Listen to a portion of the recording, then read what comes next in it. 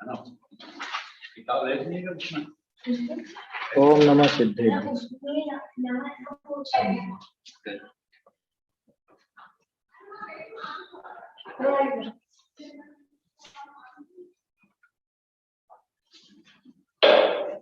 नमो देव अरहंत सिद्ध आचार जो ठाय साधन को नित प्रतेज जो ये हो सहाय।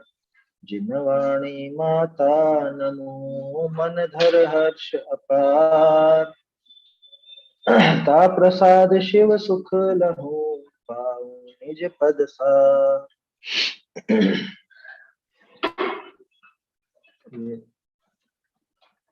दृढ़ श्रद्धान का पोषक और हमारी क्रियाओं को भी सुधारने वाला ऐसा महान ग्रंथ है। जिन प्रतिमा यथावत स्वरूप ले लो, एक और है ना अंदर रखी कि नहीं और पुस्तक, एक और होगी अभी होगी अंदर।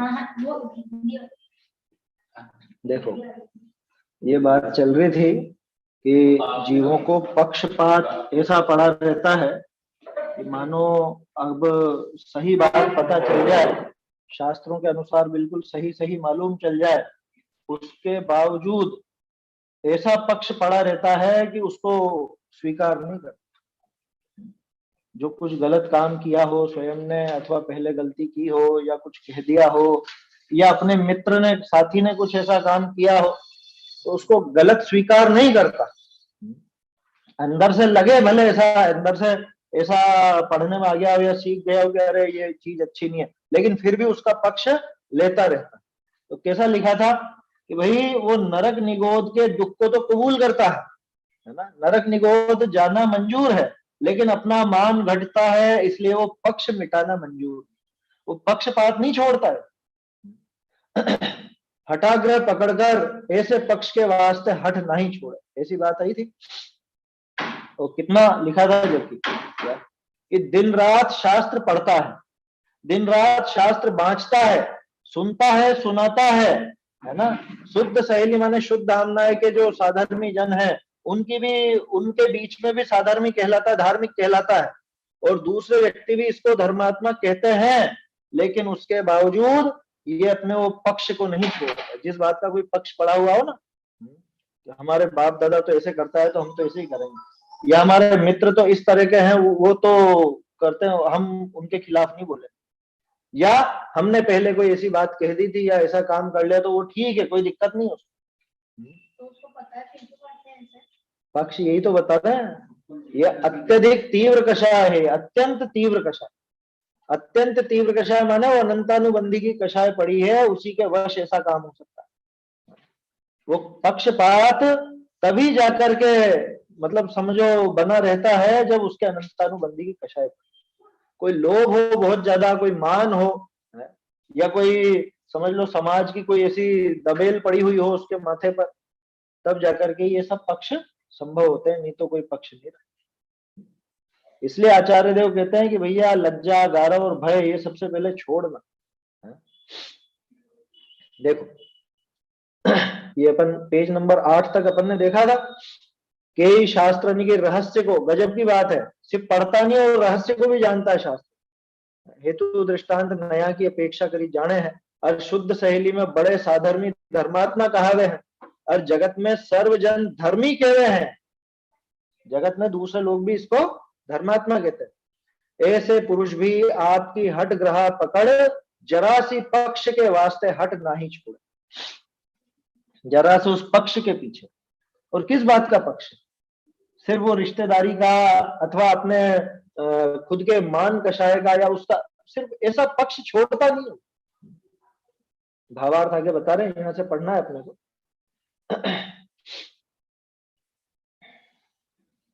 पेज नंबर 8 है, पत्र नंबर 8।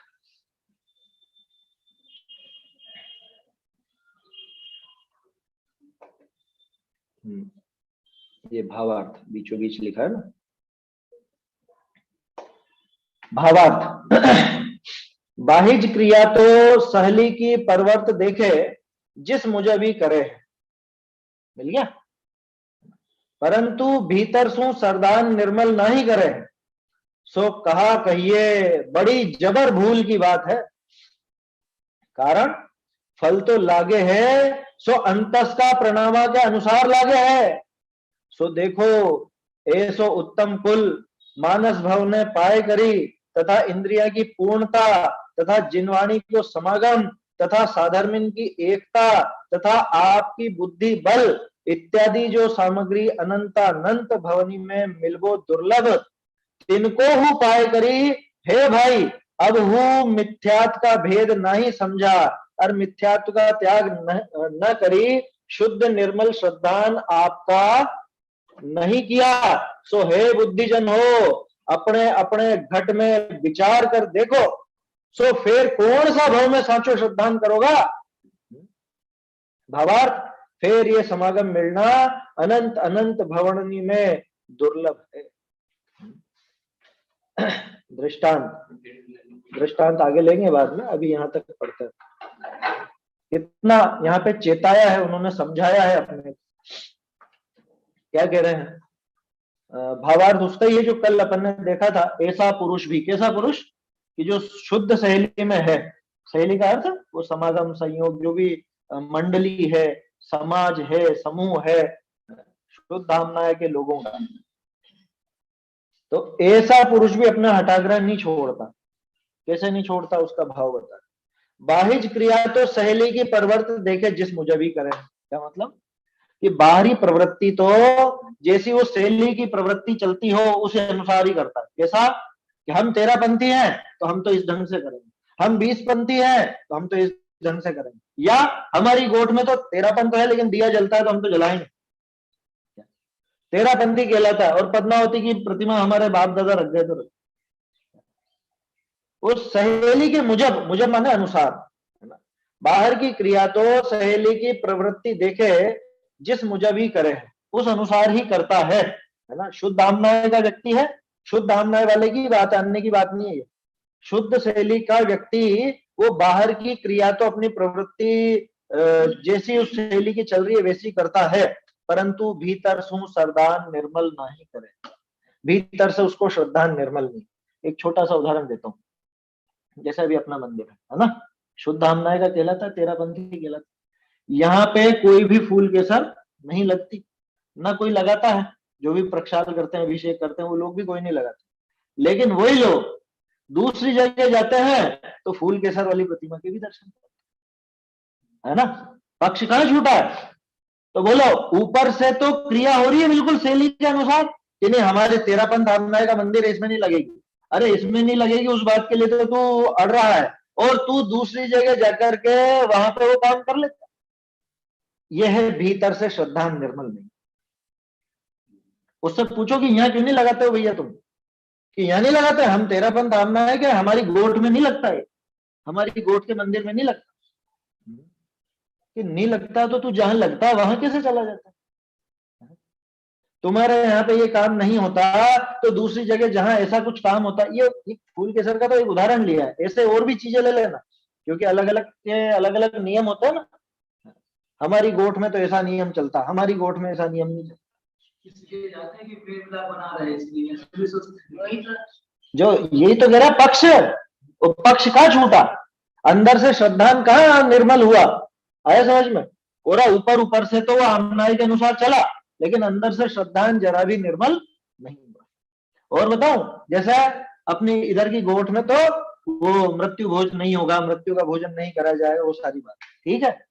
तो कि नहीं हम नहीं करेंगे, हम नहीं करेंगे, तो तू दूसरे के में कैसे चला जाता है, तो वो श्राद्ध का खाने कैसे चला जाता है। बात समझ में आ रही है।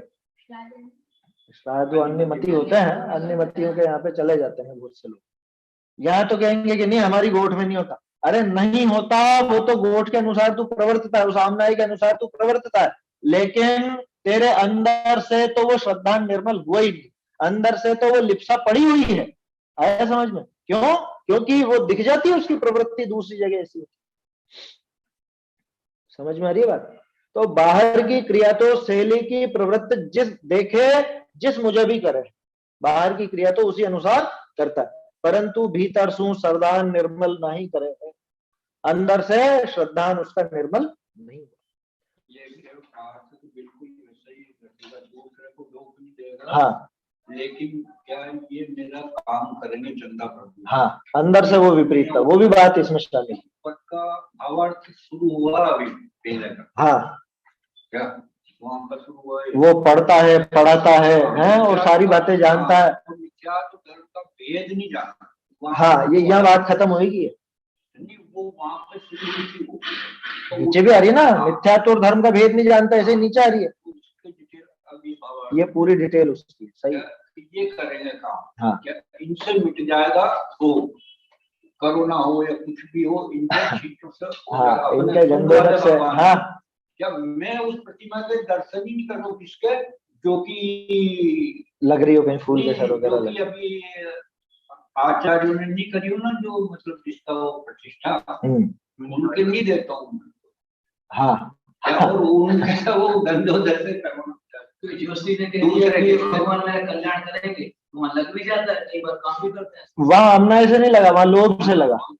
यहाँ तो उसकी बात है कि जो उस आमनाय में लगा हुआ है और उस आमनाय के अनुसार ही बात करता है, शुद्ध आमनाय में है, शुद्ध आमनाय के अनुसार बात करता है, वो ग्रंथ भी पढ़ता है, उन ग्रंथों का रहस्य भी उसको पता है, लेकिन उसके बावजूद अंदर में वो धर्म का और ये मिथ्यात्व का भेद नहीं जानता।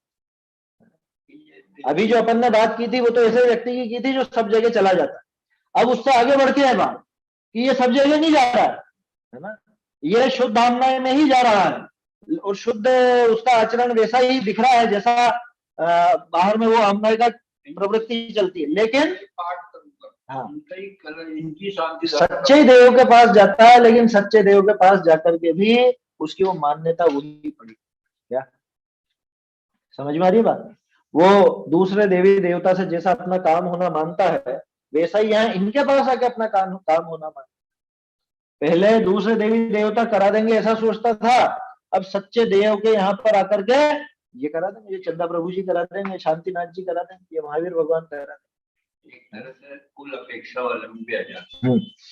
कुल अपेक्षा जैसा ही है या आमनाय वाली बात? तो क्या वहाँ कुल में परिवार की बात है और आमनाय में यूं पूरा जो समाज बना हुआ है, जो एक गोट बनी हुई है, उनकी बात है। कुल अपेक्षा जैसा ही समझना इसको, है ना। कुल अपेक्षा धर्म धारक व्यवहाराभासी था ना, बिल्कुल वही बात है। ये टोडरमल जी के बिल्कुल अनुगामी थे, यूं समझना, सेम टू सेम बातें लिखेंगे। अभी आगे जो बात आ रही है वो तो पूरी वो की वही है, 260 262। इसी नहीं तो देखो कि बाहरी क्रिया तो सहेली की प्रवृत्ति देखे जिस मुझे भी करे, परंतु भीतर सो सरदान निर्मल नहीं करे, सो कहा कहिए बड़ी जबर भूल की बात। जबर माना जबरदस्त, बहुत भारी, ऐसा जबरा बोलता ना। हाँ, कि मामूली भूल नहीं है ये बड़ी भारी भूल चल रही। सो बड़ी जबर भूल की बात है, ये ऊपरी भूल नहीं है जो ऐसे मिट जाए, ये अंदर अभिप्राय में ऐसी खोट पड़ी हुई। वो कौन सी इंदौर वाली होएगी वो मेरे ख्याल से, इसलिए आपको नहीं मिल रहा होगा पेज। देखो नहीं, उसमें अलग आएगा। सो बड़ी वाली का 20 बात है, इंदौर वाली का 20 पेज। 20 थोड़ी ना होगा, 10 होगा, 10 होगा। हाँ, मैंने अपने हिसाब से डाला। हाँ, वो 10 नंबर पेज पे देखो आप, 10 पे मिल जाए। देखो क्या कह रहे हैं, सो कहा कहिए बड़ी जबर भूल की बात है, बहुत जबरदस्त भूल है ये जो इसके पड़ी हुई है। ऊपर से तो इसकी क्रिया बराबर दिखती है, लेकिन अंदर से श्रद्धा में जरा भी निर्मलता नहीं है। कारण क्यों है साहब बड़ी भूल की बात? कि फल तो लागे है, सो अंतस का प्रणामा के अनुसार लागे है। फल गाय का लगता है, फल तो जैसे अपने परिणाम होंगे वैसा है ना। लिखा ना टोडरमल जी ने 260 पे और 262, भैया परिणामों की संभाल में गाफिल मत होना, परिणामों के बिगड़ने का भय रखना, दोनों चीजें लिखी उन्होंने। परिणामों की संभाल में गाफिल मत होना और परिणामों को बिगड़ने का भय रखना। क्यों? कि परिणाम लगता है वो तो अपने फल फल लगता है सो अपने परिणाम का लगता है, बाहरी क्रिया का कोई फल लगता नहीं। दूसरों के परिणाम देख देख करके अपन कशाई मत होना, ये की बात आगे कह रहे हैं अभी। आगे कहेंगे क्या? टोडरमल जी को बहुत अच्छे से इन्होंने पढ़ा था और वास्तव में वैसी बातें लिखी। देखो क्या कहा, सो अंतस का परिणामा के अनुसार फल लागे है। सो देखो अब बता रहे दुर्लभता। ऐसो उत्तम कुल मानस भव ने पाए करी, मनुष्य भव मिल गया, उत्तम कुल मिल गया जैनी का, उसमें भी शुद्ध आमनाएं मिल गई। समझ में आ रही है बात? कोरा जैन हो गया ऐसा नहीं, शुद्ध आमनाएं, जहां पे जैन धर्म असली जैन धर्म नजर आता है, ऐसी शुद्ध आमनाएं मिल गई। तथा इंद्रियों की पूर्णता, है ना, बिल्कुल टोडरमल जी जैसे लिख रहे हैं, इंद्रियों की पूर्णता तथा जिनवाणी को समागम, बोलो क्या नहीं मिला? जिनवाणी का समागम भी मिल गया इसको। ऐसा नहीं कि कोई दूर दराज कोई ऐसे परिवार में पैदा हो गया जहां पे देवशास गुरु का नाम लेने वाला ही नहीं हो, कोई ऐसी बात नहीं। ऐसी जगह पैदा हुआ कि जहां जैन पना बिल्कुल अच्छे से पालन किया जाता हो और जहां पे इसको जिनागम का भी समागम मिला हो, जिनवाणी मिली हो। ठीक है साहब, जिनवाणी मिल गई, लेकिन समझाने वाला कौन? कह रहे साधर्मियों की एकता भी मिल गई। साधर्मियों की एकता माने साधर्मियों से मेल मिलाप भी इसका हुआ, साधर्मियों का संग भी मिल गया। ये एकता का अर्थ यहाँ पे उनका संग, साधर्मियों की संगति भी मिल गई, माने समझाने वाले भी मिल गए, बताने वाले भी मिल गए, है ना। और तथा आपकी बुद्धि बल इत्यादि जो सामग्री, क्या बुद्धि भी मिल गई। ऐसा नहीं कि मेरा मूर्ख है कि समझता ही नहीं हूं, ऐसा इत्यादि जो सामग्री अनंत भवनी में मिलबो दुर्लभ। बोलो आज तक ये सारे संयोग मिले थे क्या? देखो मनुष्य कितनी बार हो गया हो, लेकिन मनुष्य होने पर भी ये सुकुल, आयु, निरोगता, बुद्धि बल, ये सब मिलना अत्यंत अत्यंत दुर्लभ है। हाँ, और ये सारा जो योग अपने को मिला है, ये जिनवाणी भी मिल गए, जिनवाणी समझाने वाले भी मिल गए और साधर्मियों का समूह भी मिल गया, ये सारी बातें मिल गई। सोचो तो सही, अनंत जीवों में किसी एक जीव को मिलता है ऐसा संयोग, और ये संयोग प्राप्त हो गया, सहजता से प्राप्त हो गया। कोई दिक्कत आई क्या? है? बोलो, पिछले पुण्य से अपने आप मिलाना है तो आ चुका है। टोडरमल जी ने जो लिखा, अब सब प्रकार से अवसर आ चुका है, अवसर चूकना योग्य नहीं। हाँ, लिखा ना, मंद कषाय के बहाव में क्या होता है इस जीव के, कि वो मंद कषाय में या तो ऐसे ही पड़ा रहता है, विषय कषाय में भी मंद कषाय में उस काल को गवा देता है, या थोड़ा बहुत मंद कषाय का भाव हुआ तो शुभ भावों में लगता है और फिर काल को गवा देता है, तो मंद कषाय का अवसर तो चला जाता है। वहां पे तत्व निर्णय करने का, अपनी मान्यता सुधारने का, अभिप्राय को निर्मल करने का उपाय तो करता नहीं। तो मंद कषाय, शुभोपयोग का सदुपयोग, पहले चर्चा करते थे ना, वो शुभोपयोग का सदुपयोग नहीं कर पाए। वो शुभ भाव का जो काल आया है उसको शुभ भाव में लगा रह करके समाप्त कर दो, गवा दे। जबकि उसका सदुपयोग तो यह है कि शुभ भाव का जब मौका आया है, उन शुभ भावों को तोड़ करके शुद्ध की तरफ आगे बढ़े, लेकिन ऐसा करता नहीं, गवा देता, उस समय को गवा देता। समय ज्ञान का प्रयोग करे आत्मा की तरफ। हाँ, क्या शुभ तो चलने दे, वो मन का वो चलता रहेगा, तो वो तो अलग है, वो चारित्र गुण की पर्याय है। हाँ, इधर उसी समय ये खाली उसमें नहीं तद्रूप होकर लगावे, ये तत्वों में लगावे ज्ञान को। हाँ, ज्ञान अपना काम करेगा, उस मन कषाय के समय तो वो तीव्र गति से काम करेगा, वो अपने आप कर लेगा, उस समय बहुत आसानी से होगा। तीव्र कषाय में कभी भी वो तत्व विचार में उपयोग तद्रूप होकर के नहीं लगता, मंद कषाय में ही लग पाता। और हम क्या करते हैं, मंद कषाय का समय आया तो थोड़ा बहुत अपन ने स्वाध्याय कर ली, थोड़ा कुछ पूजा वूजा कर ली, पाठ कर लिया, भक्ति कर ली, ठीक है, बढ़िया बढ़िया बढ़िया हो जाता, ये संतुष्ट होकर के बैठ जाता है, ये मर गया। आया समझ में? ये काल गवा शुभ उपयोग अपनी जगह नहीं ना, तो कोई दिक्कत, हाँ, हटाना नहीं है, वो चलता रहेगा। वो चारित्र गुण का काम है, शुभ भाव जो हुआ शुभोपयोग है वो चलता रहेगा, उसको चलने दो। लेकिन इधर ज्ञान की दिशा पलट दो, ज्ञान की दिशा उस तत्व की तरफ लगाओ, काम हो जाएगा। हाँ, तो वो शुभोपयोग का सदुपयोग, नहीं तो बिल्कुल व्यर्थ में चला जाता है। आज तक जैसे चला जा रहा है वैसे ही चला जाता है। ज्ञान मंदिर में ही गया, वहां पे सूप में रह गया, भगवान जय जयकार करने में लगा रह जाता है, स्वयं की जयकार नहीं हो पाती, बाहर ले जाते हैं वो। हाँ, देखा ना, समोसारण के बाहर जो पूरी की पूरी वो लगती है नाट्यशाला है, और वो सब वो पूरे नाच गान नहीं है, वहां भक्ति करते हैं वो सब बैठकर। वो भक्ति वाला भक्ति में रह जाता, और जो उस भक्ति से भी आगे बढ़ा वो जाता अंदर सुनने, और वहां पे भी सुनते सुनते भी जो आगे बढ़ा वो वही साक्षात उनके सामने केवल ज्ञान लेकर। बोलो, उसने किया शुभोपयोग का सदुपयोग। शुभ भाव सबके ही थे, मंद कषाय सबकी थी जो समोसारण की तरफ गए, लेकिन बहुत से तो उस मंद कषाय में संतुष्ट होने वाले थे, तो बाहर के चाक चिक्के में, उस भक्ति में, वो नाट्यशालाओं में, वहां पे ही भगवान के भक्ति नाच गान में उसमें ही लगे रहे। जो थोड़ा और आगे बढ़े वो भगवान की वाणी सुनने गए, और जो उनसे भी आगे बढ़े उस वाणी पर से भी उपयोग हटाकर उस वाणी में जो शुद्धात्म तत्व आया उस शुद्धात्म तत्व की तरफ उपयोग को ले गए, तो वो वास्तव में उन्होंने काम दर्शन का निमित्त बताइए ना, भगवान हाँ। भगवान की प्रतिमा किसको दर्शन करें, ऐसे ही बताइए, इसी पहले पूजा वाले को वहां पे जाके तत्व विचार कर रहे हो, उसको तत्व विचार करने वाले को ही होगा, जिसको सम्यक दर्शन होगा उसके लिए निमित्त है।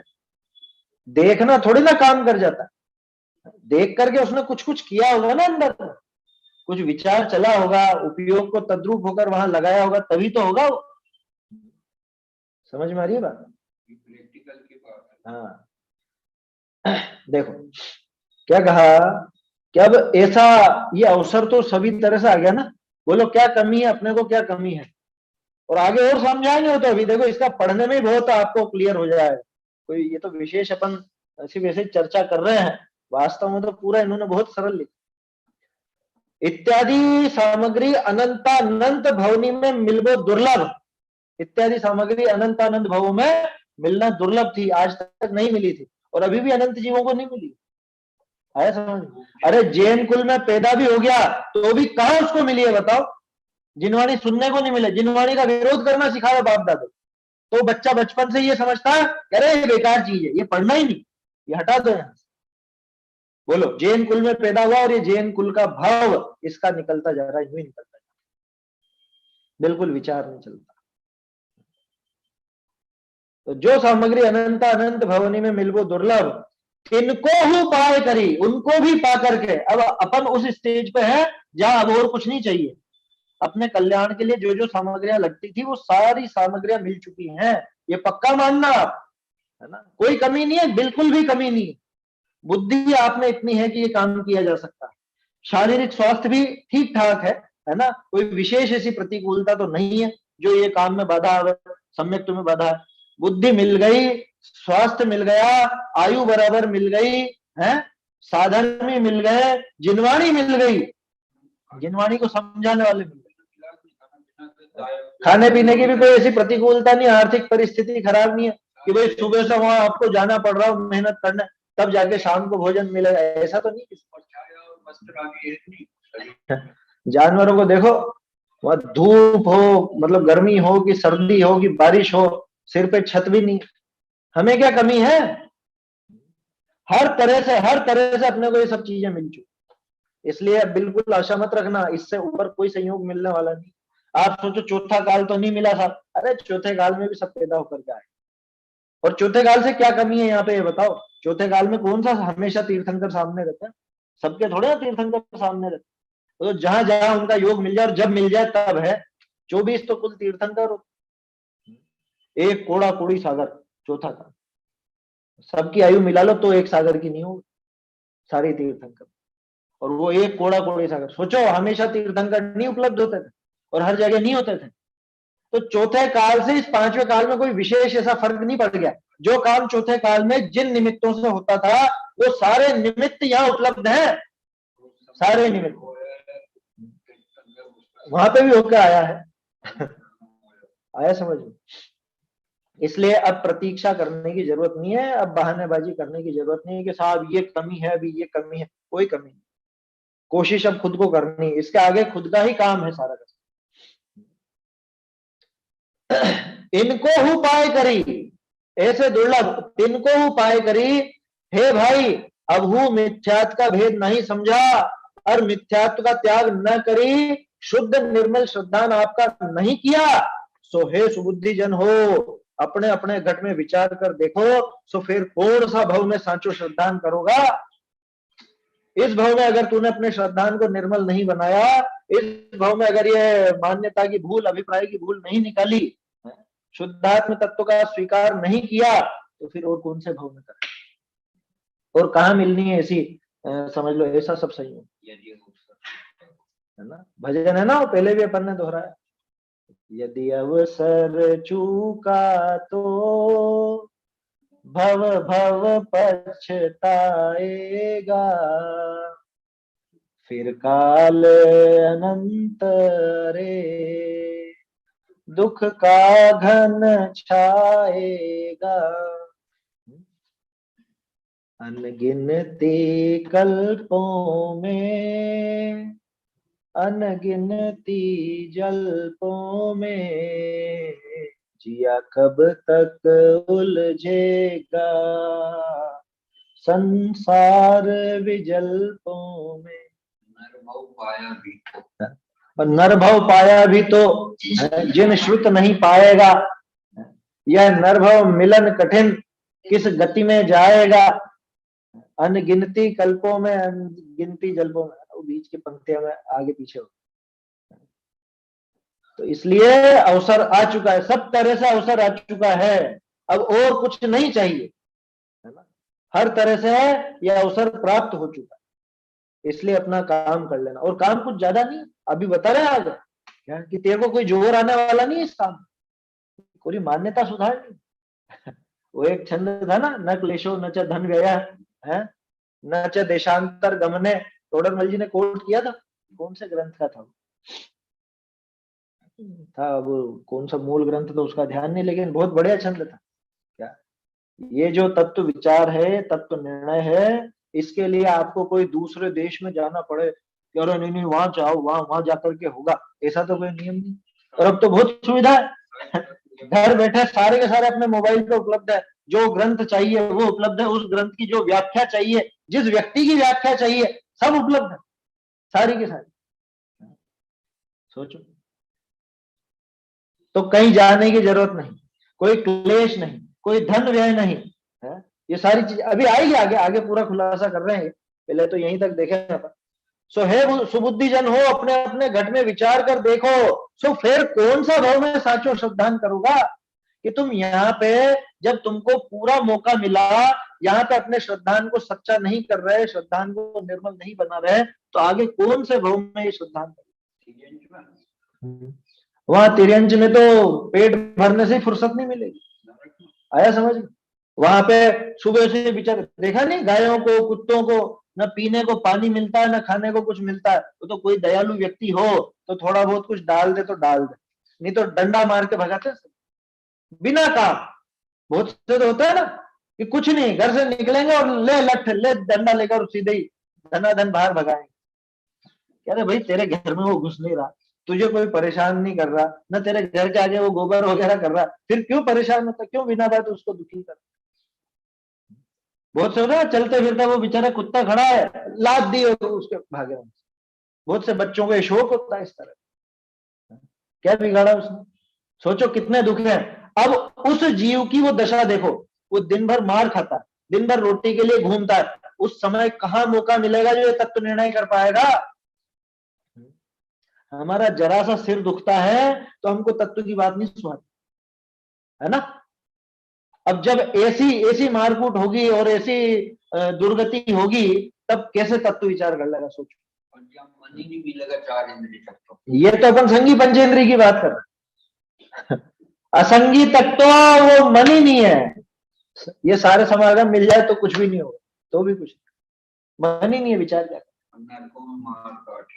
नरकों में मारकाट से फुर्सत नहीं, देवों में भोगों से फुर्सत नहीं, ये अकेला मनुष्य भाव है। और इसमें भी ये जैन कुल और ये सारी चीजें मिल गई हैं, तो वास्तव में विचार कर लें क्या। अगर अभी ये काम नहीं किया तो आगे कौन से भाव में, किस गति में ये अपने ये काम कर पाएंगे, नहीं हो पाए। तो भाई जब मौका मिला था, जब चांस था, जब तो किया नहीं, अब क्या करना। सुमणि जो उदरी समन, ये आगे उदाहरण आ रहा है। हाँ, इसमें समुद्र का और चौपड़ का उदाहरण लिया। बिल्कुल ये पक्का मान के चलो, सीतर जी कला सारे विद्वानों को बहुत अच्छे से पढ़कर बैठे, टोडरमल जी की पंक्तियां एज इट इज मिल रही है, दौलत राम जी की पंक्तियां भी अभी मिलेंगी बिल्कुल। आया समझ? अलग क्या कहेंगे, सब ज्ञानियों का एक ही मत होता है ना। अब वो सुनने में ऐसा अटपटा यूं लगता है कि पहले कभी इनका नाम नहीं सुना, पहले कभी ये ग्रंथ देखा नहीं, परिचय में नहीं आया। अरे नहीं आया तो उनकी गलती थोड़ी, वो कुछ गलत थोड़ा लिखी। अब नहीं सुहाती किन्हीं को तो नहीं सुहाती, उसमें कोई क्या कर ले। तो इसलिए कह रहे हैं कि भाई अभी ये मिथ्यात्व का भेद और धर्म का भेद समझो, इस मिथ्यात्व का त्याग करके शुद्ध निर्मल श्रद्धान करो। अगर ऐसा नहीं किया तो आगे कौन से भव में करो। समझ में आ रही है बात? भावार्थ देखिए, फिर ये समागम मिलना अनंत अनंत भवनानी में दुर्लभ है। ऐसा समागम मिलना अनंत अनंत भवों में दुर्लभ है। अनंत अनंत भव, बोलो कितने भव मिलते हैं मनुष्य के? वो सम्यक ज्ञान चंद्रिका की पीठिका के आखिर में टोडरमल जी ने द्रव्य से, क्षेत्र से, काल से, भाव से, हर तरह से मनुष्य पने की दुर्लभता दिखाई। मनुष्य भव, द्रव्य अपेक्षा देखो तो सबसे कम संख्या मनुष्य, क्षेत्र अपेक्षा देखो तो सबसे कम क्षेत्र मनुष्यों का, सिर्फ 2.5, इससे ज्यादा मिलते हैं, उसमें भी सब जगह नहीं मिलते, है ना। और काल अपेक्षा देखो तो भी सबसे कम काल मनुष्यों, कितनी आयु कि अधिक से अधिक 3 पल्ल, वो भी उत्तम भोग भूमि वाले की। और वो कौन सा तत्व विचार में लगता है?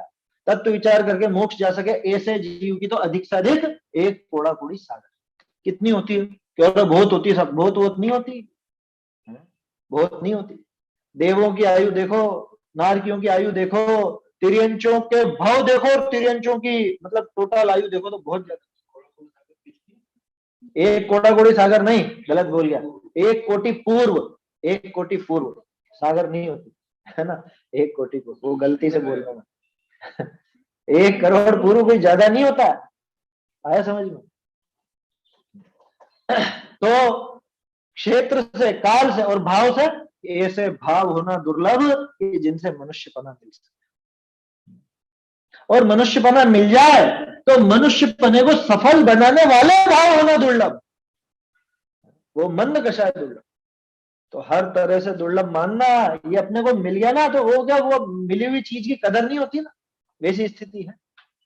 क्या है वो कहावत, घर की मुर्गी दाल बराबर, वो अच्छी नहीं है, उससे बढ़िया तो वो है। वो एक और है ना कहावत, क्या है वो, आन घाट को, क्या है, घर का जोगी जोगना आन घाट को सिद्ध, आन गांव को सिद्ध। घर का कोई योगी हो तो अरे जोगना, जोगना उसका तो नाम देगा, और बाहर का हो तो अरे ये तो सिद्ध पुरुष, सिद्ध। यही व्यक्ति दूसरी जगह जाए तो पूजाता है। तो ऐसी स्थिति है, जब ये भाव नहीं रहता तब मनुष्य बने की महिमा आती है। वो देव तरसते हैं क्या, अरे एक समय का दे दो। और जब था, जब क्यों नहीं कर लिया तुमने काम? जब था, जब कदर नहीं आती। ऐसी विचित्रता। फिर ये समागम मिलना अनंत अनंत भवनानी में दुर्लभ है, अनंत अनंत भवों में दुर्लभ है।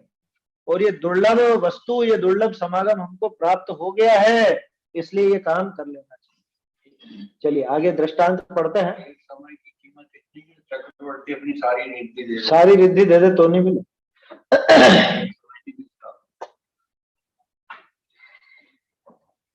ये पेज नंबर है अपना 9 है अब, है ना, 9 का। ये ना उत्तम कुल मान, और फिर उसके बाद में क्या आया था, पाए करी मानस भव, मान नहीं है, मानस भव है। उत्तम कुल मानस भव, ठीक है। मनुष्य भव की बात। चलिए हाँ, इसमें ये भावार्थ दूसरी लाइन से। फिर ये समागम मिलना अनंत अनंत भवनानी में दुर्लभ है। दृष्टांत, जैसे समुद्र में, है ना, ये दौलत राम जी का उदाहरण, जैसे समुद्र में तथा चोपड़े के रास्ता में, पाटन आया था क्या चोपड़े बाजार? चोपड़ा माने चौराहा, है ना, ऐसा।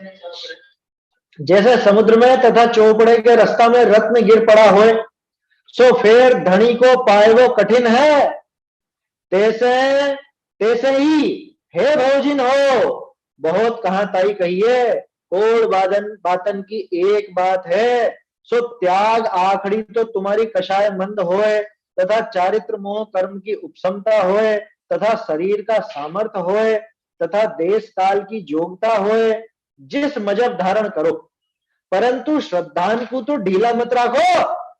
कारण कि श्रद्धान को तो जथावत का जथावत रखना चाहिए।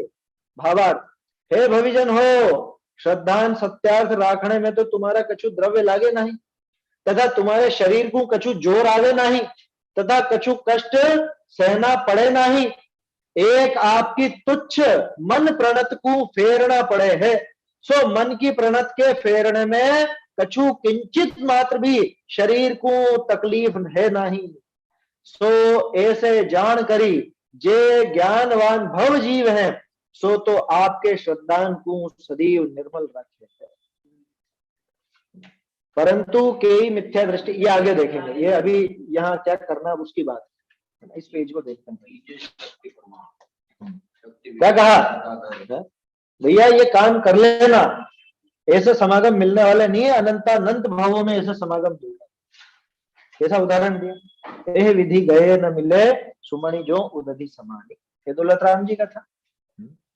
ये चोपड़े का उदाहरण भी पुराना ही है और विद्वानों ने भी लिया है। चौराहा है, पर चोपड़ा माने चौराहा, अलग अलग, छोटी चौपड़ बड़ी चौपड़ है तो सही, और चोपड़ा माने चार रास्ता, चौराहा है ना। हमारे यहाँ भी चोपड़ा बाजार है, उसको चोपड़ा कहते। तो चोपड़े के रास्ते में रत्न गिर पड़ा हो, क्या मतलब? चोपड़े के रास्ते में क्या विशेषता? अरे सबसे ज्यादा रश रहता है उस रास्ते में, सबसे ज्यादा भीड़ वहां से निकलती है और बहुत ज्यादा ट्रैफिक वगैरह सारी चीजें हैं। तो अब किसी का रत्न गिर जाए, मिल सकता है? वो मिलना मुश्किल है। वो चमकीली चीज है, चमकीली है, वो किसी को भी नजर आएगी और उठा के ले जाएगा, कौन छोड़ेगा बताओ? समुद्र का उदाहरण है, समुद्र में गिरा उसके बाद तो मिलना है। अरे समुद्र छोड़ो, ये जरा जरा से स्विमिंग पूल होते हैं ना, कितनी बार जैसे मान लो आता है ना सुनने में, उस स्विमिंग पूल में नहाने गए, वो अंगूठी गिर गई, मिली नहीं। अब बताओ स्विमिंग पूल कितना था, उसमें ही नहीं मिलता, तो फिर समुद्र में कहां मिला सोचो। और स्विमिंग पूल तो बिल्कुल पैक है ना, उतनी जगह है तो नहीं मिलता। तो फिर सोचो वहां तालाब में, तालाब भी क्या है तो समुद्र की बात है, समुद्र में अगर वो मणि गिर जाए तो फिर किसको मिलने वाला? तो जा पहुंचेगी बिल्कुल पेंडे में, तल में, समुद्र के तल। तल माने नीचे का हिस्सा, पेंदा। जैसे समुद्र में तथा चोपड़े के रास्ते में रत्न गिर पड़ा होए, सो फेर धनी के पाए वो कठिन है। देखो असंभव नहीं लिखा, तो इसीलिए नहीं लिखा क्योंकि मनुष्य भाव में मिल तो जाता ही है। उदाहरण याद कीजिए क्या जो मैं दिया करता हूँ ना, कौन सा? अरब सागर में तो डालो सुई और बंगाल की खाड़ी में डालो धागा, कब निकलेगा? सुई लकड़ी की लेना, तो पहला आप लोहे की सुई नीचे पहुंचा दीजिए आपने, तो वो सुई और धागा, लकड़ी की सुई और वो जो धागा, अब तैरते तैरते वो धागा सुई में से निकल सकता है कि नहीं निकल सकता? असंभव तो नहीं है, असंभव तो नहीं है, लेकिन अत्यंत कठिन है, असंभव जैसा ही है, बस वैसा समझना। इसलिए दुर्लभ लिखा, असंभव नहीं लिखा, क्योंकि असंभव तो नहीं है। वो उसके 10 दृष्टांत, लेकिन कौन से वो समझ में आते नहीं, वो शास्त्रों में दिए हैं। काकताली न्याय भी आ सकता है, काकताली न्याय भी है और भी दूसरे न्याय भी कहलाते हैं, है ना। क्या कि वो तो जैसे कोई कौवा बैठा ताड़ की टहनी पर, डाली पर, और वो बैठते से डाली टूट, जबकि आसानी से टूटती नहीं। एक तो ये आता है, दूसरा ये आता है कि वो ताड़ का वृक्ष का जो फल है वो ऊपर से गिरा और इधर नीचे से कौवा निकला, और कौवे का निकलना हुआ, उसकी चोंच खुली थी और वो चोंच में आ गया वो फल। ऐसा भी दृष्टांत है। तो दोनों ही दुर्लभ है, बहुत दुर्लभ था, बहुत ज्यादा दुर्लभ था, आत्मानुशासन में भी, है ना। तो ऐसे ही ये दुर्लभ है, वापस मिलना कठिन है। फिर धनी को, है ना, ये ध लिखा है ना, ये ध है असल, फिर धनी को पाए वो कठिन है। तैसे ही हे भविजन हो, बहुत कहा ताई कहिए, हे भव्य जीवों ज्यादा क्या कहें। और बातन की एक बात, तोड़ामल जी ने, दौलत राम जी ने लाख बात की बात यही लिखा था, इन्होंने उससे भी बढ़ा के लिख दिया कि करोड़ों बात की एक बात, वो तो कहने की बात है, लाख बोलो कि करोड़ बोलो, कुल मिला के अत्यंत महत्वपूर्ण बात। कोण बातन की एक बात है क्या कि त्याग आखड़ी तो तुम्हारी कषाय मंद हो तथा चारित्र मोह कर्म की उपक्षमता हो, शरीर की सामर्थ्य हो, देश काल की योग्यता हो, जिस मुजब धारण करो। मुजब यानी अनुसार, है ना, मजब लिखा ना, मजब अनुसार, क्या कि भाई तुम्हारी कषाय मंद हो, तुम्हारे चारित्र मोह का उतनी मतलब मंदता हुई हो, और समझ लो शरीर की सामर्थ्य भी हो, व्रत उपवास त्याग इत्यादि करने की। ये आखड़ी लिखे ना, आखड़ी माने प्रतिज्ञा होता है, किसी को अगर अर्थ ख्याल में नहीं आए तो तोडरमल जी ने भी आखड़ी शब्द का प्रयोग किया, ध्यान हो तो। त्याग या आखड़ी तो हम नहीं कहें कि तुम ऐसा ऐसा त्याग करो, तुम घर छोड़ो, या तुम ऐसा कर लो वैसा कर लो, तरह तरह की प्रतिज्ञा ले लो, नहीं कह रहे हम। वो तो जिस अनुसार तुम्हारी व्यवस्था बने, जैसी परिस्थिति हो उस हिसाब से कर लो, दिक्कत नहीं है। हाँ, कीजिए शक्ति प्रमाण, अपनी शक्ति देख करके उसकी श्रद्धा रखे, लेकिन वो तो खैर उसके लिए बात है, लेकिन यहाँ पे बात यह है कि ये श्रद्धा निर्मल तो करो। हाँ, उसमें ही गाथा है, वो गाथा है, शक्ति के अनुसार करे और शक्ति बिना श्रद्धा रखे, ये गाथा है। तो शरीर की सामर्थ्य हो, देश काल की योग्यता हो, जिस मुजब धारण करो, परंतु श्रद्धान को तो ढीला मत रखो। कितनी बड़ी बात की है कि तुमसे चारित्र सधे तो करो, नहीं सधे तो मत करो। तुम्हें उपवास होता हो तो करो, नहीं हो तो मत करो। तुम्हारी शारीरिक सामर्थ्य नहीं हो कोई प्रतिज्ञा की, तुम्हें बहुत राज पड़ा हो किसी वस्तु से, कोई दिक्कत नहीं, मत त्याग लो, मत नियम लो, कोई बात नहीं, लेकिन श्रद्धान तो ढीला मत रखो। समझ में ही बात, कितना जोर दिया, मतलब इससे बढ़िया पंक्ति और क्या होगी श्रद्धान की। श्रद्धान तो कम से कम दृढ़ रखो। तुम ऊपर से तुम्हें नहीं समझ में आती, ऊपर से तुमसे नहीं बनता है, कम से कम उस बात को स्वीकार तो करो। जैसे एक उदाहरण लिया था ना अपन ने, उसका द्विदल का, हम नहीं मानते, हम नहीं, अरे तुम मान तो सही, ऊपर से तुझसे नहीं छूटता, मान तो सही, स्वीकार तो कर कम से कम, अपने आप छूटेगा, स्वीकार करेगा। वो श्रद्धान ढीला मत रखो, ये तो अंडरलाइन करने जैसी पंक्ति है क्या। और साधन तेरे से धर्म का होता हो तो कर, नहीं होता हो तो मत कर। तुझसे पूजा होती हो तो कर, नहीं होती हो मत कर। उपवास होता हो तो कर, नहीं होता हो मत कर। यात्रा होती हो तो कर, नहीं होता हो तो मत कर। दान दे सकता हो तो दे, नहीं दे सकता हो मत दे। तेरा मन नहीं करता तो भी मत दे। अरे तुझे धार्मिक जितनी भी क्रियाएं हैं बाहर की, वो सब तुझसे बन सके और तेरा मन हो तो तू कर, नहीं तो मत कर, कोई दिक्कत नहीं है, लेकिन कम से कम श्रद्धान तो ढीला मत रख। ये आगे आ रहा पूरा ही डिटेल, इसमें कोई जोर नहीं लग रहा, ये आगे पूरी आ रही डिटेल। श्रद्धान तो ढीला मत रखो, कारण कि श्रद्धान को तो यथावत का यथावत रखना चाहिए, माने जैसा वस्तु स्वरूप है, जैसा, और खास तौर पे देवशास्त्र गुरु के श्रद्धान की बात है।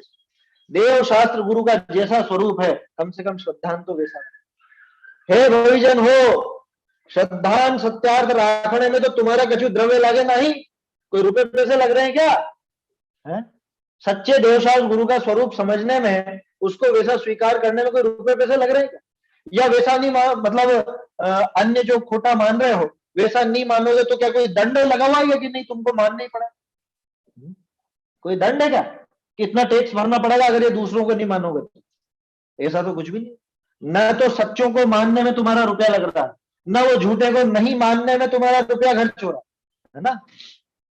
तथा एक बात, ये तो रुपए पैसे की बात हो गई, क्योंकि व्यक्ति को जोर तभी आता है जब खुद का अगर खर्चा हो रहा हो, तो ऐसा काम नहीं करता, यहाँ कोई खर्चा तो हो नहीं रहा। दूसरा, तथा तुम्हारे शरीर को कछु जोर आवे नहीं। शारीरिक अगर कष्ट हो तो उस काम के लिए फिर भी मैं जी चुराऊंगा, लेकिन इसमें क्या शारीरिक कष्ट है? श्रद्धान को निर्मल बनाए रखने में, श्रद्धान को सही करने में कौन सी तकलीफ है? कोई सिर दुखने लग जाएगा श्रद्धान सही रखने में, कि पेट दुखने लग जाएगा, कोई वजन उठाना पड़ रहा है क्या आपको? अरे बहुत मेहनत लगती है साहब श्रद्धान सही करने में, है इतना हमसे नहीं होती इतनी मेहनत। कोई शारीरिक कष्ट है क्या? न तो रुपया पैसा खर्च हो रहा, न कोई शारीरिक कष्ट है क्या? ये आगे आ रही है, तथा कछु कष्ट सहना पड़े नहीं, न भूख का कष्ट, न प्यास का कष्ट, न और किसी बात का कष्ट। आप ये श्रद्धान निर्मल रखोगे तो कोई बीमारी आ जाएगी, कोई बीमारी आ जाएगी क्या अगर श्रद्धान सही रखेंगे तो? समझ में आ रही बात? या कोई और तकलीफ आ जाएगी? श्रद्धान सही रखने में रिश्तेदारी छूट जाएगी, क्या होगा? अरे और छूटे तो छूटे, यहाँ तो इससे आगे बढ़ के की बात। अगर उसके लिए खर्च भी करना पड़े, शारीरिक कष्ट भी सहना पड़े, तो भी श्रद्धान सही रख। हालांकि वो कुछ भी नहीं करना पड़ता, होता ही नहीं, कोई दिक्कत ही नहीं होती। तथा कछु कष्ट सहना पड़े नहीं, एक आपकी तुच्छ मन प्रणत को फेरना पड़े। मन प्रणत माने मन की परिणति। एक अपनी वो जो तुच्छ परिणति है मन की, सिर्फ उसका मुंह घुमाना है, सिर्फ उसकी दिशा बदलनी है, सिर्फ उस परिणति को फेरना पड़ता है। सो मन की प्रणत के फेरने में कछु किंचित मात्र भी शरीर को तकलीफ है ना, न शरीर को तकलीफ है, न कोई रुपए पैसे की तकलीफ है, न कोई मेहनत का काम करना पड़ रहा, कुछ भी नहीं हो।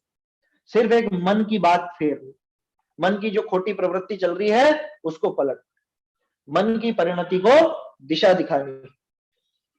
सो ऐसा जानकरी जे ज्ञानवान भव्य जीव है, सो तो आपके श्रद्धान को सदैव निर्मल रखे। क्या जिसको ये पता चल जाए कि अरे मेरा कुछ भी नहीं लग रहा है, इसमें कोई रुपए पैसे नहीं लग रहे, कोई शारीरिक तकलीफ नहीं हो रही, कोई शरीर से मेहनत नहीं करनी पड़ रही, कोई कष्ट नहीं आ रहा है, अरे और तो और समय भी नहीं लगता है ज्यादा, अरे बहुत इसको 4-5 दिन लगाने पड़ेंगे इस काम में तब जाके होगा, बहुत समय लगता है तो भी मैं घबराऊं उससे। समय भी तो नहीं लग रहा है उसके अंदर, ना आपका पैसा खर्च हो रहा है, ना शरीर खर्च हो रहा है, ना रुपया खर्च हो रहा है, ना समय खर्च हो रहा है, कुछ भी तो खर्च नहीं हो रहा है। तो ज्ञानी जो है वो इस बात को जान करके अपने श्रद्धान को सदैव निर्मल बनाए, सच्चे देवशास्त्र गुरु का जैसा स्वरूप है वैसा ही स्वीकार करते हैं, जरा भी अपने मन में किंचित मात्र भी उनके प्रति मलिनता नहीं लाते, वो स्वरूप से विपरीत जरा भी स्वीकार नहीं करते। और जो अज्ञानी है उनकी बात तो आगे आएगी, वो अपन कल देखेंगे। बहुत बढ़िया है ये वास्तव में, आया समझ में? आगे तो और तर्क और युक्तियां उदाहरण वगैरह सब मिलेंगे अपने। नाम अकेला प्रतिमा का लिया है, बाकी देव शास्त्र गुरु सभी का दृढ़ श्रद्धान और कैसी प्रवृत्ति मंदिरों में या अपने जो धार्मिक क्रिया उनमें होनी चाहिए, वो सारी बातें इसके अंदर। चलिए आगे का फिर कल देखें। ग्रंथ जी का क्या नाम है पूरा? क्या ये अभी जो आप पढ़ा रहे हैं उन ग्रंथ जी का नाम क्या है? ग्रंथ का नाम है जिन प्रतिमा यथावत स्वरूप प्रश्नोत्तर चरित्र, ये पूरा नाम है। और छीतर जी कालत है जिन्होंने लिखी थी 153 साल पहले, संवत 1925 में। निज निधि निज में बताई यह अनंत उपकार है, इसके लिए जिन वाणी माँ को वंदना शत बार है, वंदना।